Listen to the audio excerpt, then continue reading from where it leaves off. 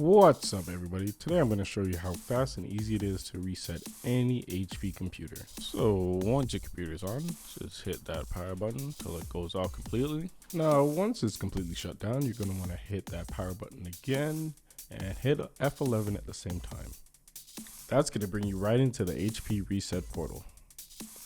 Now this might take you a few tries, but if you do exactly how I did, you should get through right away. Now, if you see this please wait screen, you're on the right track. Now, I've heard some people say they can get into it by just holding F11, but I've never tried it that way, but you could. Now, this is going to be up for about 10 to 15 seconds, depending how fast your computer is. Once you see this screen, then you know you're in the right place.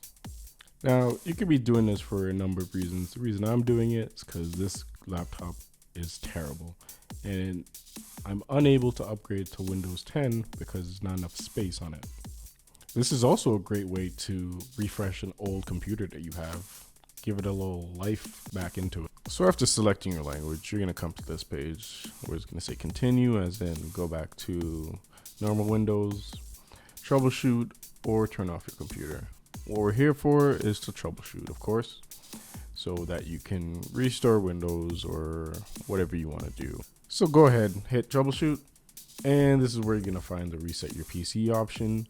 Now this is of course what we're here for, to restore the PC to where it was originally, or to install Windows 10 as I did.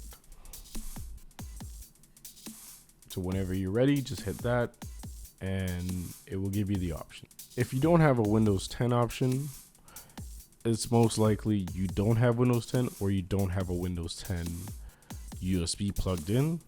But once you do, you should see the option for whatever operating system you have. Once again, this works on any HP computer.